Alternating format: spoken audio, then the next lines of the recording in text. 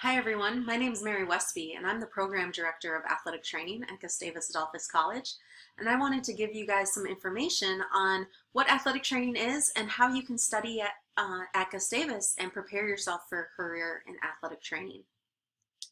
So a little background on athletic training. Maybe some of you have had a lot of experience. You've worked with your athletic trainer in high school and kind of know the drill from that. Others of you might be kind of stumbling across athletic training and want to investigate it more. I want to give you kind of information on both those things. So our national organization is known as the National Athletic Trainers Association, and their website is www.nata.org,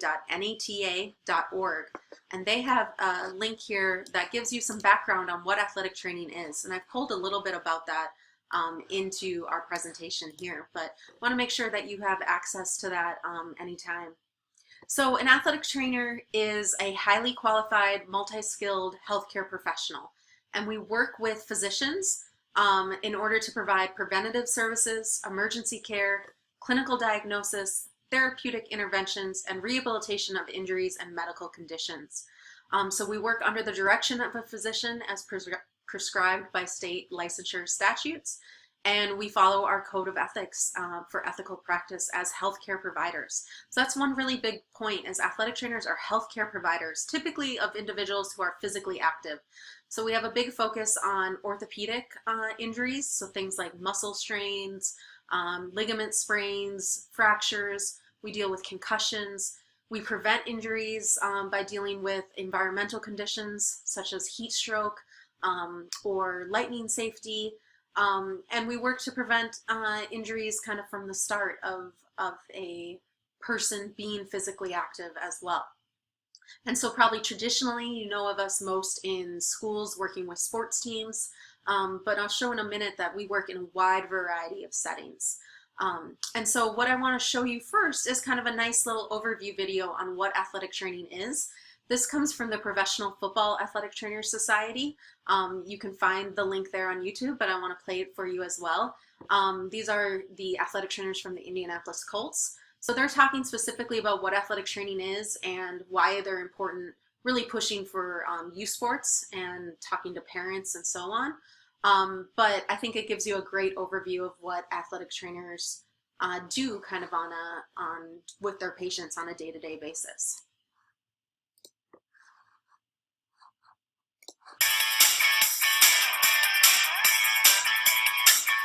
Hello, I'm Kellen North,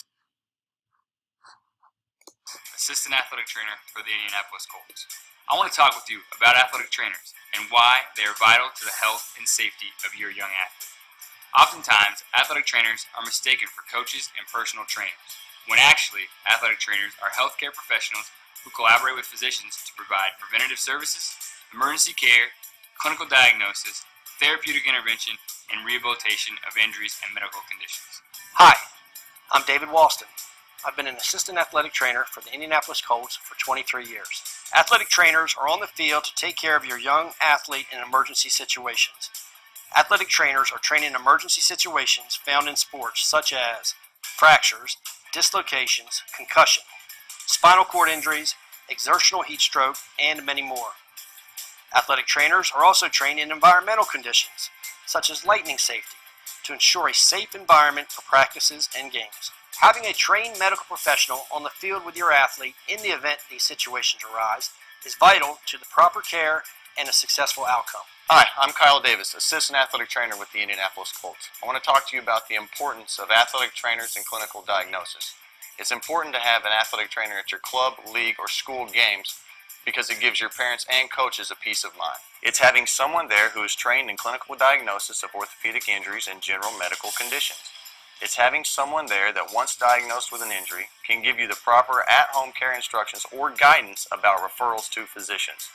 Athletic trainers are also trained in the rehabilitation of injuries.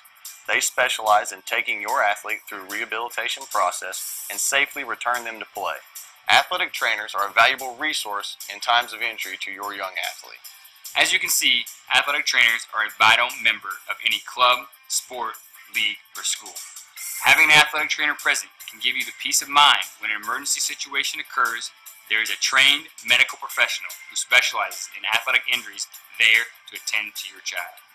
Having an athletic trainer gives you a resource for diagnosis, guidance for referrals, and rehabilitation of these injuries sustained. Please help us in advocating for athletic trainers and the safety of young athletes by talking to your league, club, or school about the importance of having an athletic trainer. For more information on athletic training, please visit the Professional Football Athletic Trainers Society website, www.pfats.com. So there was some good information there about what an athletic trainer is and how athletic trainers kind of work in the variety of areas of healthcare that they do. So now that we've talked about what athletic trainers are, let's talk a little bit about what athletic trainers aren't. And the video kind of went through a little bit of this as well. We don't love the term just trainers. And that's because that can mean a lot of variety of different professions. Lots of professions use the word trainer or training in their title. And so we prefer athletic trainer or athletic training. Use the whole title. And that's just to help with any confusion. So we are not personal trainers or strength and conditioning coaches. Even though our name kind of sounds the same, we're not doing the same skills. So athletic trainers, again, are really doing healthcare. They are evaluating injuries and treating injuries, or evaluating medical conditions and treating medical conditions with the under the direction of a physician. Personal trainers, strength and conditioning coaches are working on performance enhancement. So some athletic trainers do that as well, and they've gotten what we call a dual credential as a personal trainer or strength and conditioning coach, but not all athletic trainers do that, and so that's a really important distinction. So if that's something that really interests you, we have a great exercise physiology major here at Gustavus, and actually that's going to be the degree that I recommend for you if you are interested in athletic training as well. So you'll get both sides of that coin, the performance enhancement as well as the healthcare medical side of things, with going exercise physiology major and then potentially into an athletic training degree, master's program. We are not coaches, so we are not on the coaching staff. We are a separate entity that looks out for the well-being and the welfare of the athlete's health. And so if coaching is really what interests you, we do have a coaching minor at Gustavus too that you can look into. We are not any other healthcare profession, even though we have similar skill sets as physical therapists or physician assistant or occupational therapy or even medicine. We are our own separate healthcare facility or healthcare profession. And most athletic training or healthcare degrees, including athletic training, are to the point that the program is at the master's level or beyond, or the doctorate level. And so you do your undergrad, you be whatever major you want on campus, and then you work on also the prerequisite courses, those courses that are responsible for giving you a foundational knowledge so that when you apply to graduate school, you're ready for those classes. And so as long as you're any major and you work on those prerequisite classes, you can do other things in undergrad as well. And then individuals, some people choose to do what we call multiple degrees and have dual credentials. So maybe they go on and get a master's degree in athletic training and then go on again and get a doctorate in physical therapy. And then they're what we call dual credentialed in ATC, DPT, or maybe with orthopedics or chiropractics or things like that. But those individuals have gotten 2 separate degrees in order to practice either in both fields or one or the other in their state. So here's that information on where other athletic trainers are working.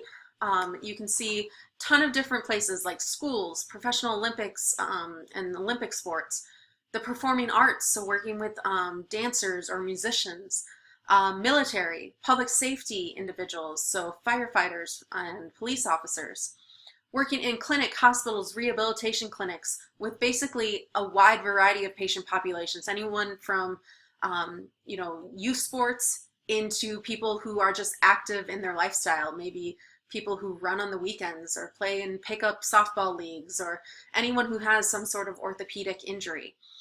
We also have individuals working in occupational health or industry.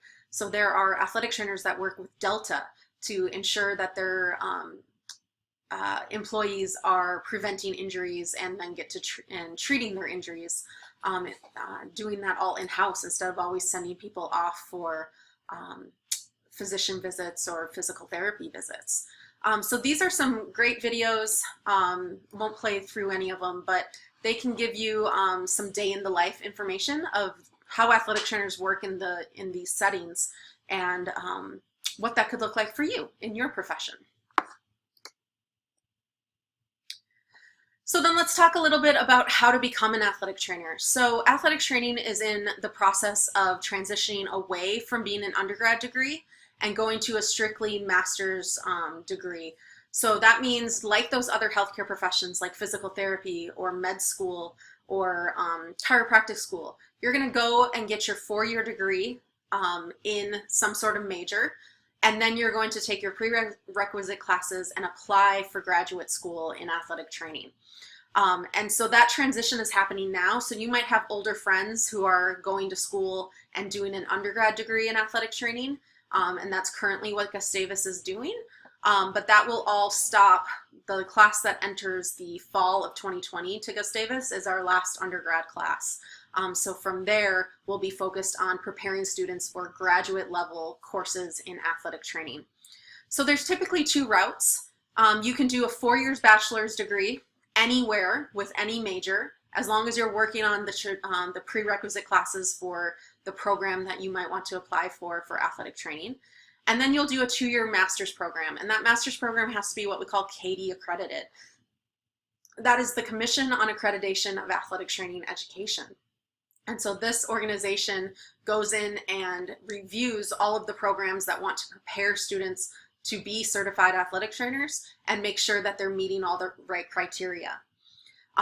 The other option is some schools are doing what we call an accelerated degree, or sometimes called a 3+2, where they accelerate your bachelor's degree into 3 years, and then you start your 2 years master's program. So you get done in 5 years versus other people getting done in 6. So some schools are doing that, and that's another great option. In Minnesota, we have a list of schools that are currently CATE accredited programs. Bethel University and the College of St. Scholastica and Winona State University all have master's programs in athletic training that then you can do either a 4-year degree at their institution or somewhere else, and then apply to their master's programs for 2 years after that. Or if you are a student in their at their school, you can do an accelerated program, the 3+2 programs, at both or all 3 of those institutions. Minnesota State University Mankato also has a master's degree in athletic training, but they don't offer an accelerated option. So they only have the 4-year bachelor's, then a 2-year program. And again, that bachelor's degree can be anywhere at any school, and then you would come to MSU Mankato for your master's program. Gustavus currently has an undergrad program, but again, that will be ending. The students that enter Gustavus in the fall of 2020 is our last class for undergrad. We are still in the process of going through our planning stage to add a master's program in athletic training to Gustavus. We would be the first master's program at Gustavus. So there's some policies that need to be written and some adaptations that need to be made to Gustavus to allow that to happen. So we're in that process right now. We don't know what the outcome of that will be, but know that we're working towards getting a master's program. But we're going to follow all the regulation and see where that ends up. So we're not making any promises that our degree will be ready specifically for you. But what we can tell you is we can prepare you through your undergraduate degree at Gustavus to be ready for any master's program in athletic training, whether that's at Gustavus or somewhere else. If you're looking at other states, there is a link on the CATE website, the Commission on Accreditation of Athletic Training Education, where you can search programs and you can go by state and see the accredited master's programs across the country. So let's talk a little bit about what it would look like to try to be a student at Gustavus and want to pursue athletic training. So typically, if you look at a lot of the programs that are out there for athletic training, these are the courses that you're going to need to take in order to apply to those master's programs.